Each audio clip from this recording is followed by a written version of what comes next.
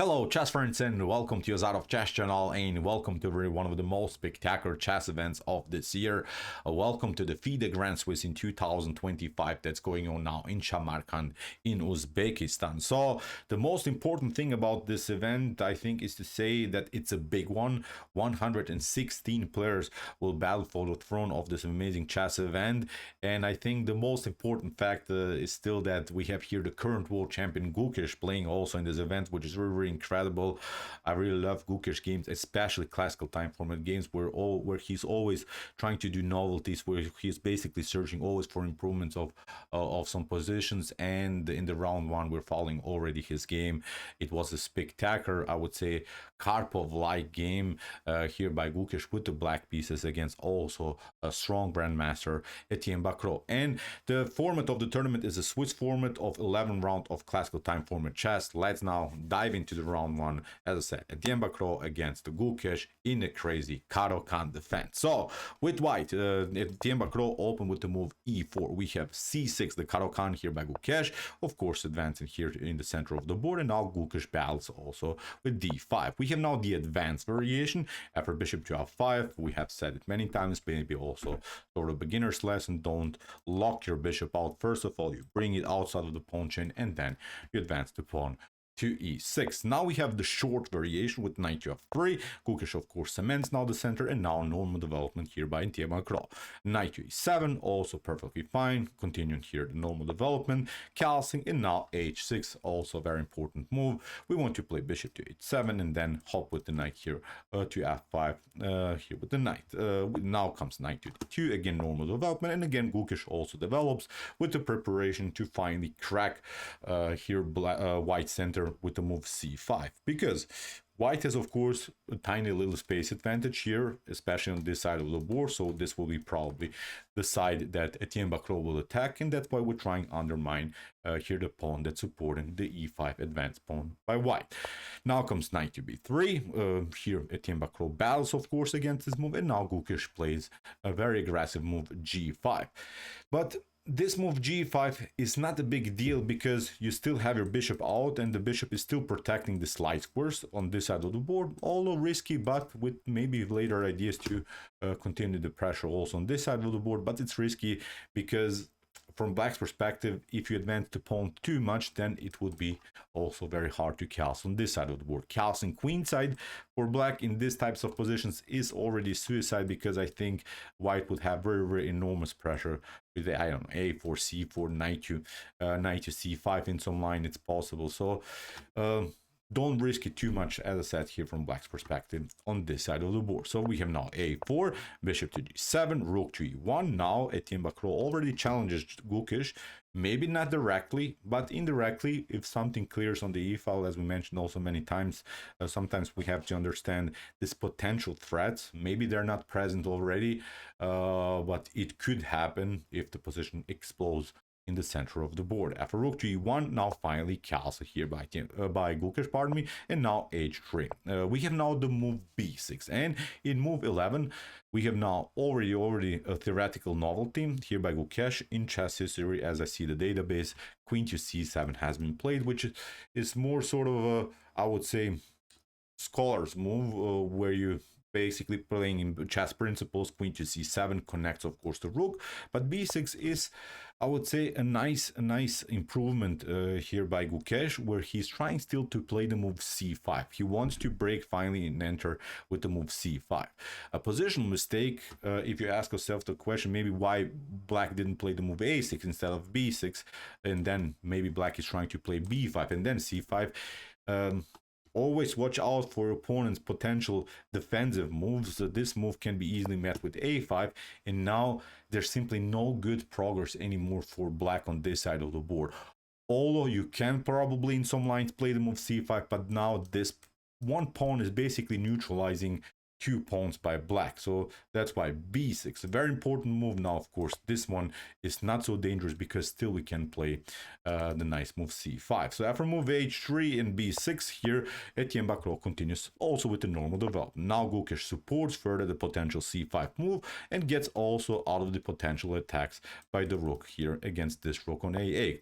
Now a5, the move that we have discussed earlier, and now Gukesh goes for his goal with the move c5. Bishop to a6, rook to c7, keeps now the rook still for Gukesh on this very active file, on the c file. A takes b, and now c3 leads now into a pretty equalish position where white is still this powerful center and still has this advanced pawn on this side of the board.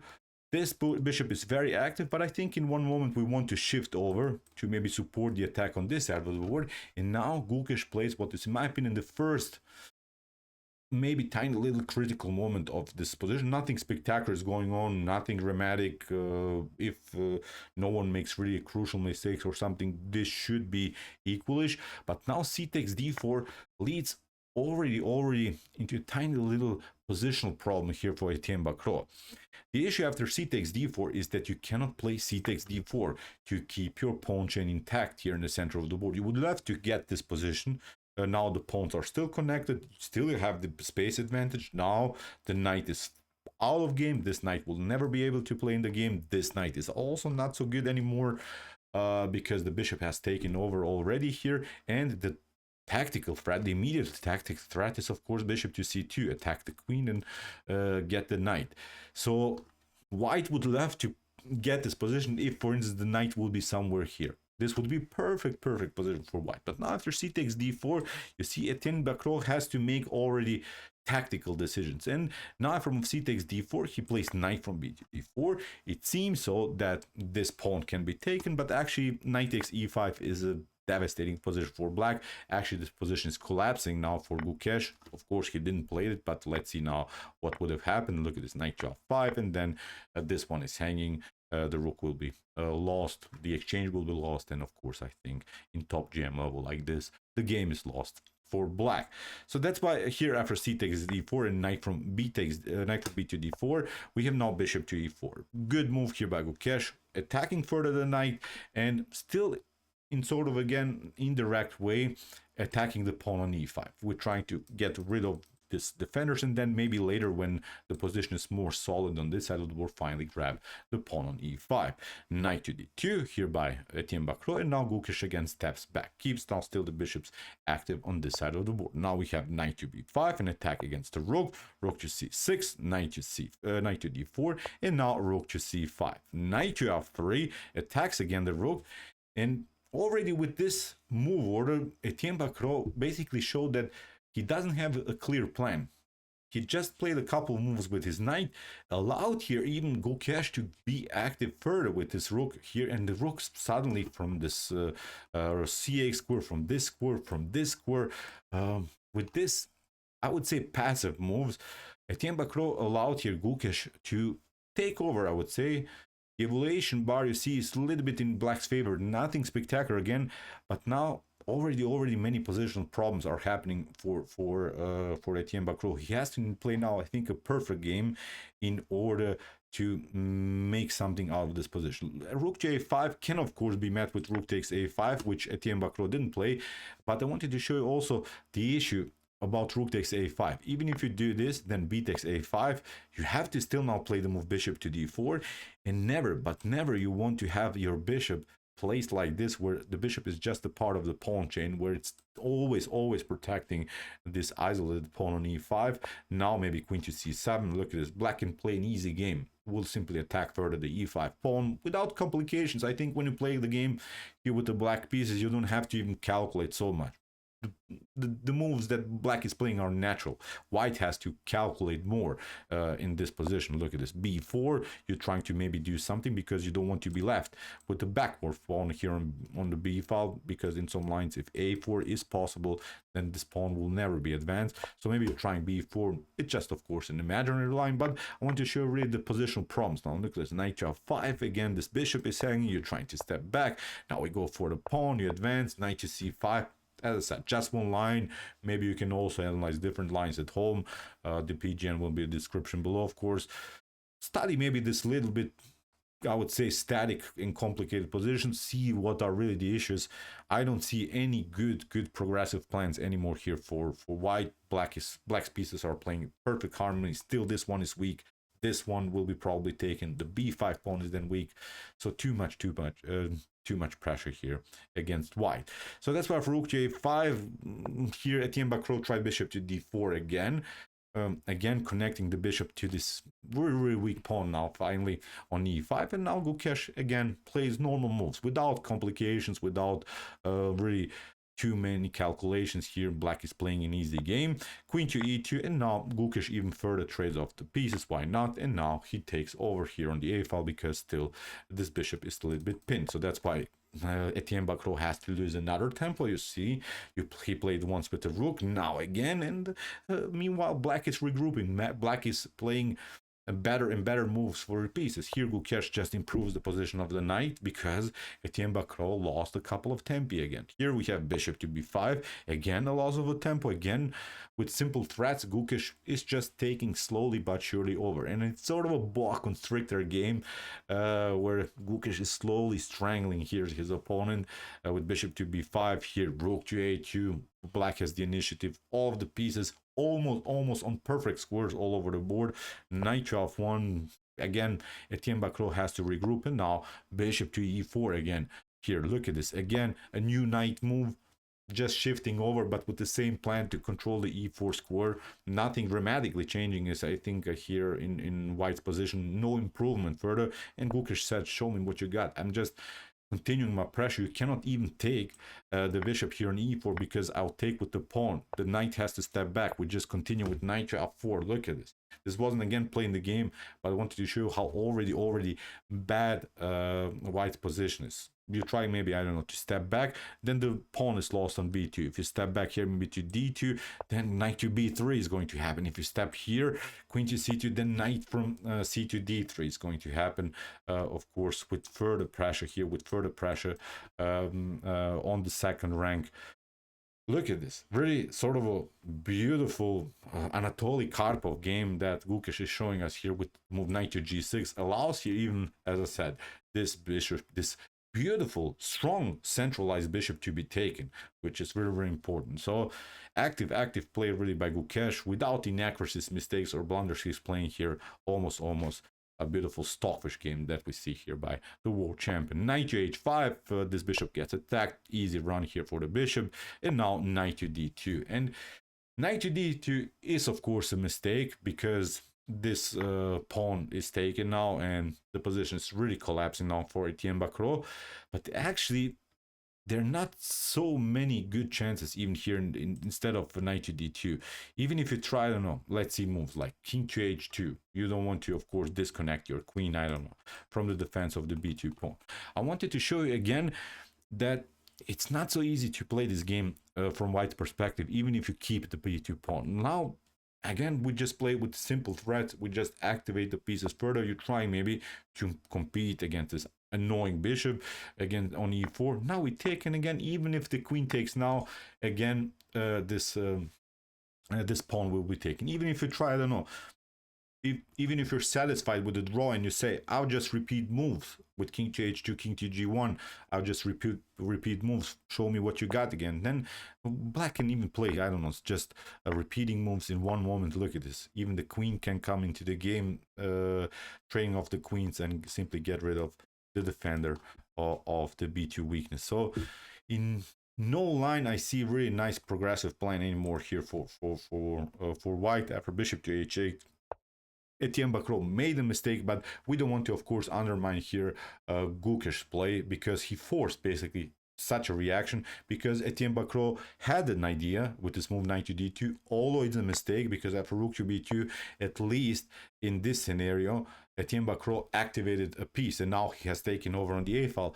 But it doesn't matter really. This rook will maybe come in on the 7th rank, on the 8th rank, but it doesn't have any further support. Now Gukesh simply plays a queen to c8, although queen to b8 maybe slightly more accurate when we talk about potential ideas, because at least in this with this move you're keeping your attack against d5 pawn, but who cares? With queen to c8 still black is much better in this position. So c4, here Etienne Bacrot is trying something. He's trying an attack against the rook, and now the Gukesh we saw so far, the Karpov Gukesh. Now we see the Kasparov Gukesh, the tactical Gukesh. Again, Gukesh just sacrifices the rook for the exchange.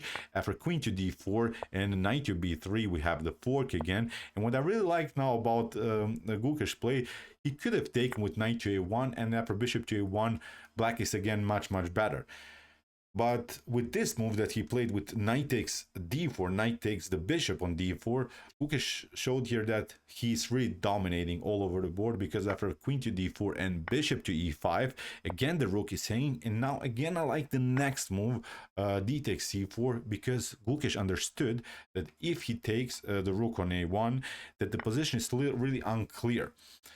After queen to a1, okay, black is up a pawn, but I don't like the potential attacks that white has here on dark horse. You have to in one moment step back, and then maybe the queen can be active here.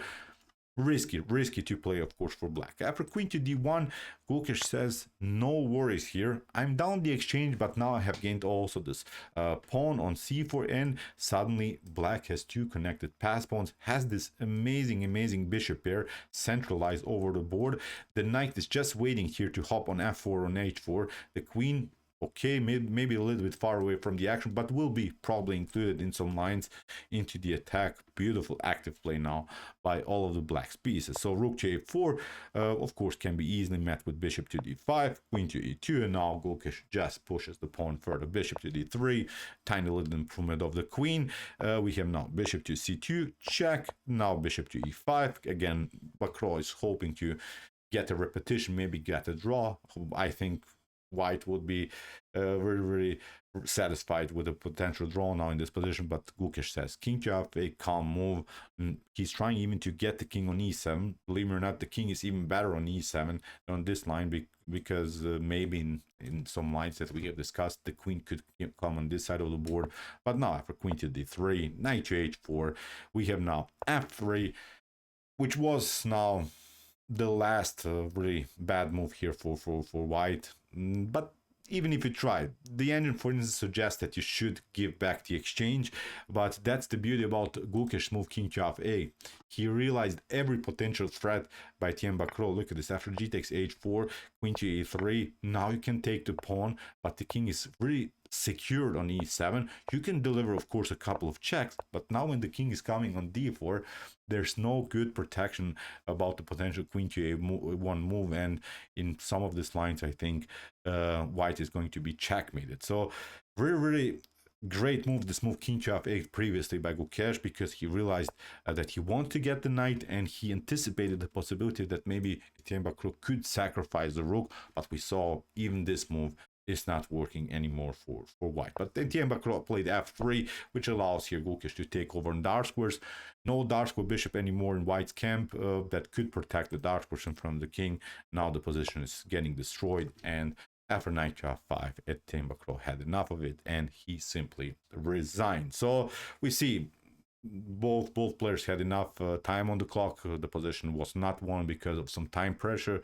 This game was won because of brilliant and active play here by Gukesh. But let's see possibilities. I don't know, if you try rook to a7, and even if you try rook to a8, it doesn't matter. Black still can escape with the king. But I wanted to show that the position is again collapsing after knight to e3, knight to c2. Look at this, queen to g1, queen to g2, and again, nothing can be done. Probably also in this position, the white get checkmated after a couple more moves. So great game by Gukesh. Great start of the tournament with the black pieces. To get a winning game is very important for the continuation, because this tournament you could start also in a different way. Maybe we're playing with the white pieces, you get only a draw. Now suddenly it's not such a great thing for you. With the win with the black pieces, I guarantee you this could be it. This could be a Gukesh tournament if he continues to play like this, because this was perfect play by the young world champion. So congratulations to Gukesh, really instructive, powerful game here, also to analyze at home. So okay, we'll continue to follow this beautiful chess event in the next 2 weeks. It will be incredible one. As I said, 116 players in this 11 rounds of classic time format chess. Put your seatbelts on. This this tournament will be epic for sure. So if you want to see some other commented chess games here on my YouTube chess channel, check out our links here, check out my playlists, and if you like this content, hit the subscribe button. See you soon with some more videos, and what do we say in the end? Chess is the best, of course.